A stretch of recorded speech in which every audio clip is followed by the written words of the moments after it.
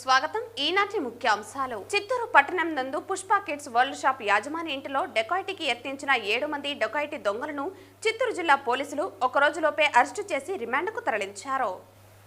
వాల్మీకి రచించిన రామాయణాన్ని సంస్కృతం నుండి సరళంగా సామాన్యులకు సైతం అర్థమయ్యే విధంగా తెలుగు భాషలోకి అనువదించి రాసిన ఘనత కవయిత్రి మొల్లమాంబదని జిల్లా రెవెన్యూ అధికారి నరసింహులు పేర్కొన్నారు. గురువారం ఉదయం తిరుపతి కలెక్టరేట్లోని మీటింగ్ హాల్ నందు జిల్లా వెనుకబడిన సంక్షేమ శాఖ అధికారి వారి ఆధ్వర్యంలో మొల్లమాంబ జయంతి వేడుకలు ఘనంగా నిర్వహించారు. రాష్ట్రంలో ఉన్నటువంటి వైద్య విద్యార్థులతో సమానంగా తమకు స్టైఫండ్ ఇవ్వాలని తిరుపతిలోని ఎస్వి యూనివర్సిటీ పశు వైద్య విద్యార్థులు గత 38 రోజులుగా సమ్మెబాట పట్టారు.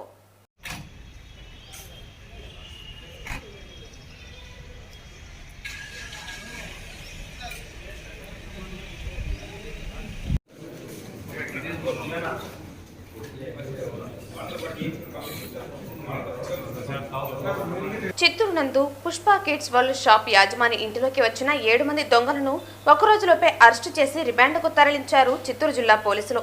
దొంగల ముఠాను కేవలం 2 గంటల వ్యవధిలో చిత్తూరు జిల్లా పోలీసులు పట్టుకున్నారు. ఆపరేషన్ చేసే సమయంలో నిందితుల వద్ద 3 తుపాకులు మరియు 2 చిన్న కత్తి, 1 బాక్స్లో కారం పొడి మరియు 1 బాక్స్లో గమేషన్ పొడి, 4 బుల్లెట్స్ మరియు 4 పెల్లెట్స్ను పోలీసులు స్వాధీనం చేసుకున్నారు. మారణాయుధాలు ఉన్నప్పటికీ ప్రాణాలకు తెగించి పోలీసులు ఆపరేషన్ నిర్వహించారు. సమాచారం అందించిన నిమిషాలలో పోలీసులు సంఘటనా స్థలానికి చేరుకున్నారు. జిల్లా ఎస్పీ మణికంఠ చందులు స్వయంగా సంఘటనా స్థలానికి వెళ్లి ఎప్పటికప్పుడు అధికారులకు సూచనలు చేస్తూ విజయవంతంగా మరియు సురక్షితంగా ఆపరేషన్ పూర్తి చేశారు. సాంకేతిక పరంగా డ్రోన్ వినియోగం మరియు ఆక్టోపస్ బృందంతో ఫైనల్ ఆపరేషన్ నిర్వహించారు.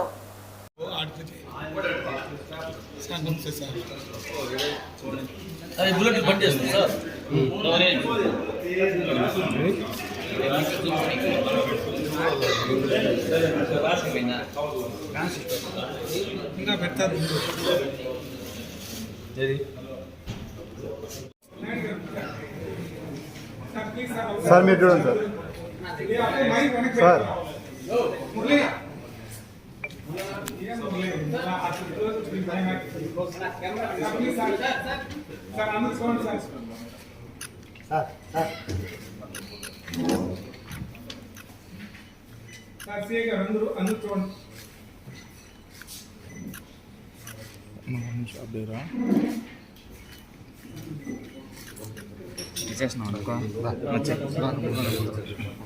ఇతనికి డబ్బు సంపాదించాలనే ఉద్దేశం చాలా ఎక్కువ. చాలా అప్పులు పెరిగిపోయినాయి. ఇతని వయసు సుమారుగా 52 సంవత్సరాలు.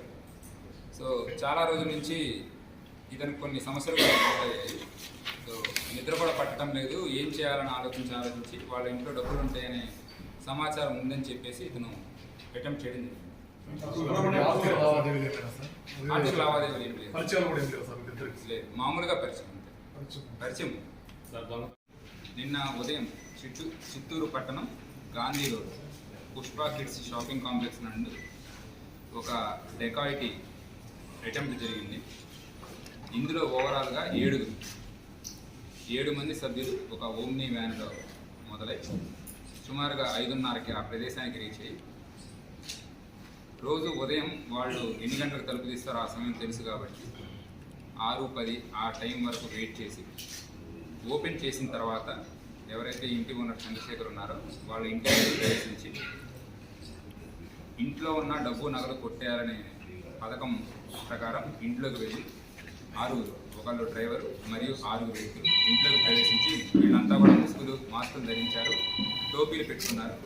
ఇంట్లోకి వెళ్ళి మొదటగా ఎవరైతే ఉమెన్ ఉన్నారో ఆవిడని బెదిరించడం జరిగింది. తర్వాత వాళ్ళ సన్ అండ్ హస్బెండ్ వచ్చిన తర్వాత వాళ్ళ హస్బెండ్ చంద్రశేఖర్ గారిని గాయపరిచి అతని తల మీద మరియు కత్తితో చేతి మీద గాయం చేశారు. వీళ్ళు వెళ్ళేటప్పుడు వీళ్ళ దగ్గర మొత్తంగా 3 వెపన్స్ ఉన్నాయి. ఇందులో రబ్బర్ బుల్లెట్స్ మరియు పెల్లెట్స్ పెట్టుకొని ఉన్నారు. సో ఈ వెపన్స్ కూడా తీసుకొని వెళ్తూ దీంతోపాటు 2 కత్తులు మరియు కారం పొడి, నెక్స్ట్ చీమలు ఇట్లా తిరిగే ప్రదేశాలు ఉండే చోట గమేషన్ పొడి వాడతారు దాన్ని. ఇవన్నీ కూడా ప్రీ ప్లాన్డ్గా మొత్తం ఒక పథకం ప్రకారం ఇవన్నీ కూడా తీసుకొని లోపలికి వెళ్ళి ఉన్న విలువైన వస్తువులు దొంగిలించాలనే ఉద్దేశంతో పథకం ప్రకారం లోపలికి వెళ్ళడం జరిగింది. బట్ ఇది జరిగే సమయంలో ఇంటి ఇల్లాలు ఎవరైతే ఉన్నారో ఆవిడ పెద్దగా అరవడం, చుట్టుపక్కల వాళ్ళు గమనించడం, వెంటనే మన ఇన్స్పెక్టర్ గారికి డయల్ 100కి డయల్ 112కి కాల్ చేయడం, మరియు నాకు కూడా ఉదయాన్నే ఇమీడియట్గా కాల్ చేయడంతో మేము మా సిబ్బందిని తీసుకొని ఆ ప్రదేశానికి వెళ్ళడం జరిగింది. ప్రజలందరి సహకారంతో ఇమీడియట్గా 2 గంటల్లోనే ఏరియాలో ఎవరెవరైతే ఉన్నారో మొత్తం నలుగురిని ఇన్వాల్వ్ అయిన 7గురిలో మనం నలుగురిని స్పాట్లో మనం పట్టుకోవడం జరిగింది. దాంతోపాటు ఇంకా ఏమైనా మారణాయుధాలు ఉన్నాయా లేదా ప్రజలు ఆ ఏరియాకి రావడంతో షాపింగ్ కాంప్లెక్స్లోకి మరియు హౌస్లోకి వాళ్ళు దూరారనే సమాచారంతో మొత్తం చిత్తూరు పోలీస్ సిబ్బంది బుల్లెట్ ప్రూఫ్ జాకెట్స్ ధరించి వెపన్స్తో ఇంట్లోకి ప్రవేశించి ఏదైతే సరే మా స్పెషల్ పార్టీస్ ఉన్నాయో వీరంతా కూడా పొజిషన్స్ తీసుకొని డ్రోన్ సహకారంతో జాగిలాలు కూడా వాడి ఆ ఏరియాలో ఇంకెవరూ లేరు అనే కన్ఫర్మేషన్ వచ్చేదాకా కూడా రూమ్ ఇంటర్వెన్షన్ చేసి ఆ ఏరియా మొత్తం ఇంకెవరు వెపన్స్తో లేరు అని కన్ఫర్మ్ చేసుకున్న తర్వాత వీళ్ళని తీసుకొని ఇంట్రాగేట్ చేసి మరొక 3 ఎవరైతే ఇన్వాల్వ్ అయ్యారో వాళ్ళందరినీ కూడా ఈరోజు ఉదయానికి అరెస్ట్ చేయడం జరిగింది. ఇప్పుడు ఈవెన్ రబ్బర్ బుల్లెట్స్ కూడా మనం ఎంత రేంజ్ నుంచి వాడామనేది ఉంటుంది. సో దానిలో పెల్లెట్స్ ఉంటాయి. పెల్లెట్స్ కనుక తాకితే మరి దగ్గరగా ఏమైనా సెన్సిటివ్ పార్ట్స్ తాకితే జరిగే అవకాశం అయితే ఉంది. సంఘటన జరిగి సార్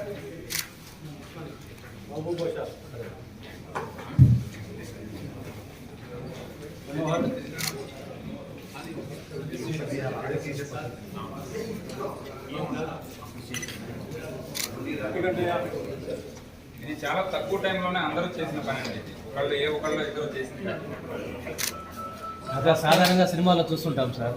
సినిమాలో చూసినట్టు నటి కంటయ్య గారు కానీ జయరామయ్య గారు మన భాస్కర్ గారు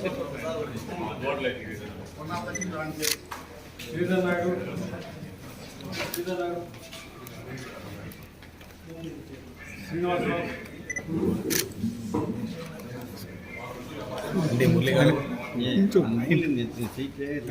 సైట్గా నువ్వు చెప్తావు పేషెంట్గా చెప్తున్నాను.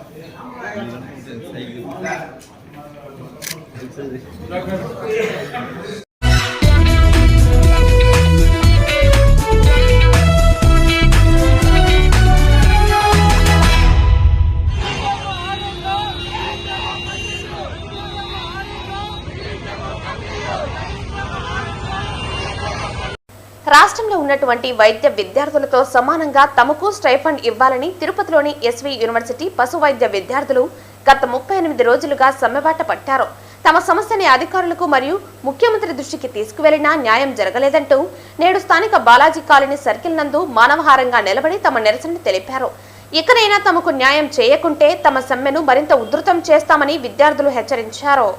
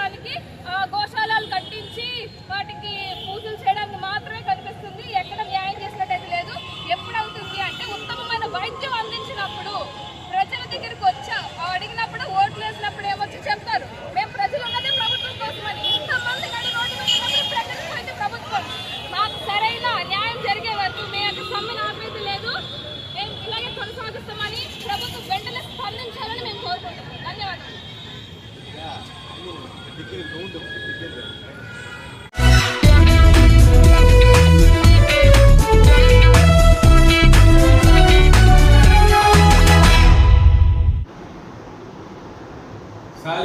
యొక్క ఆడబిడ్డ మరియు గురువారం ఉదయం స్థానిక తిరుపతి కలెక్టరేట్లోని మీటింగ్ హాల్ నందు జిల్లా వెనుకబడిన సంక్షేమ శాఖ అధికారి వారి ఆధ్వర్యంలో శ్రీ మొల్లమాంబ జయంతి వేడుకలు ఘనంగా నిర్వహించారు. ఈ కార్యక్రమానికి ముఖ్య అతిథిగా డిఆర్ఓ నరసింహులు హాజరై పూలమాల వేసి ఘనంగా నివాళులర్పించారు. ఈ సందర్భంగా డిఆర్ఓ నరసింహులు మాట్లాడుతూ కడప జిల్లా గోపవరం గ్రామంలో కుమ్మరి కుటుంబంలో జన్మించిన ఆతుకూరి మొల్ల 16వ శతాబ్దు తెలుగు కవయిత్రి అన్నారు. ఆమె రచనా శైలి చాలా సరళమైందని మరియు రమణీయమైందని అన్నారు. తాళ్లపాక అన్నమాచార్య భార్య తాళ్లపాక తిమ్మక్క తర్వాత చెప్పుకోదగ్గ రెండవ తెలుగు కవయిత్రి మొల్ల అని కీర్తించారు. శ్రీరాముని చరితమును ఎందరో ఎన్నో విధములుగా రచించినప్పటికీ సామాన్యులకు సైతం అర్థమయ్యే విధంగా తెలుగు భాషలో మొల్ల రామాయణాన్ని సరళంగా 5 రోజుల్లోనే రాయటం ఆమె ప్రత్యేకత అన్నారు. శ్రీకృష్ణ దేవరాయల సమయంలో ఈమె రచించిన రామాయణం మొల్ల రామాయణంగా ప్రసిద్ధి చెందిందని తెలిపారు. Shalivahana alias Kummara alias Prajapati, north Indian అంతా ప్రజాపతి అంటారు. ఈ యొక్క కులానికి వన్నె తెచ్చిన కుమ్మరి మల్లను ఈరోజు స్మరించుకుంటున్నాం క్యాబినెట్లో. అలాగే గవర్నమెంట్ ఆఫ్ తెలంగాణ ఇప్పుడు ప్రజాపతి కులాన్ని కూడా మన బీసీ కులాలలో అది కూడా అఫీషియల్గా కుమ్మర, శాలివాహన, ప్రజాపతి ఈ మూడిట్లో ఏదైనా పెట్టుకోవచ్చని ఒక జీవో ఇచ్చింది. అలాగే మన గవర్నమెంట్ ఆఫ్ ఏపీ కూడా ప్రజాపతి అనే కూడా ఉపకులము, లేదంటే అది కూడా అఫీషియల్గా కుమ్మర, శాలివాహనతో పాటు ప్రజాపతి అనే పేరు కూడా పెట్టేటట్టుగా గవర్నమెంట్ ఆఫ్ ఆంధ్రప్రదేశ్ ఈరోజు గవర్నమెంట్ ఆఫ్ ఏపీని కూడా కోరుకుంటున్నాం. దానికి కూడా ఒక జీవో ఇష్యూ చేసి మాకు, ఎందుకంటే వాడు కుమ్మరోడు, వాడు మంగళవాడు, వాడు సాగలోడు అనకుండా మా కులానికి కూడా ఒక నాగరికతలో తెచ్చిన మా కులానికి కూడా ఒక అభినందించేటట్టుగా ప్రజాపతి అనే ఒక కులాన్ని, ఎందుకంటే మేము national wide all India Prajapati Kumbhar Mahasabha తరఫున గవర్నమెంట్ ఆఫ్ ఇండియాకి కూడా రిప్రజెంటేషన్ ఇచ్చాము. వాళ్ళు నార్త్ ఇండియా అంతా అదే తెచ్చేశారు. సౌత్ ఇండియాలో మొట్టమొదటి తెలంగాణ తెచ్చింది. అలాగే ఇప్పుడు ఆంధ్రప్రదేశ్ కూడా గౌరవ చంద్రబాబు నాయుడు కూడా జీవోలు తెచ్చి మా అందరికి కూడా నాగరికత సమాజంలో మాకు కూడా మా కులాన్ని కూడా ప్రాముఖ్యత చేస్తారని కోరుకుంటూ ఆశిస్తున్నాను. నా పేరు ధనలక్ష్మి. నేను ఆంధ్రప్రదేశ్ మహిళా అధ్యక్షురాలుగా కుమార్ శాలివాహన పనిచేస్తున్నాను. ఈరోజు చాలా ముఖ్య దినం. అదేవిధంగా మహిళ కవయిత్రి మొల్ల జయంతి జరుపుకోవడం చాలా మహదినం. 586వ జయంతి జరుపుకుంటున్నాము. ఆంధ్రప్రదేశ్లోని నెల్లూరు జిల్లాలో గోపనామపురం అనే గ్రామంలో జన్మించినది. ఆమె 16వ శతాబ్దానికి సంబంధించిన మహిళ. ఆమె రామాయణాన్ని సంస్కృతంలో వాల్మీకి రచించిన రామాయణాన్ని 10 రోజుల్లో ఆమె తెలుగులో అనువదించడం జరిగినది. ఆమె చిన్నప్పటి నుంచి ఎంతో భక్తి శ్రద్ధలతో, ఆమె చాలా భక్తిభావంతో కూడుకున్నటువంటి మహిళ. అదేవిధంగా మా కుమ్మరి శాలివాహనంలో ఆడపడుచైనటువంటి మొల్లమాంబ జయంతిని జరుపుకోవడం చాలా శుభదినం మా అందరికీ కూడా. ముఖ్యంగా ప్రభుత్వాన్ని కోరుకోవడం ఏమంటే, ఇప్పుడు మొల్లమాంబ విగ్రహాన్ని మహర్షి ఆడిటోరియం దగ్గర ఎలా ప్రతిష్ఠించారో అదేవిధంగా శాలివాహన చక్రవర్తి విగ్రహాన్ని కూడా ప్రతిష్ఠించవలసిందిగా కోరుతున్నాం. జై హింద్.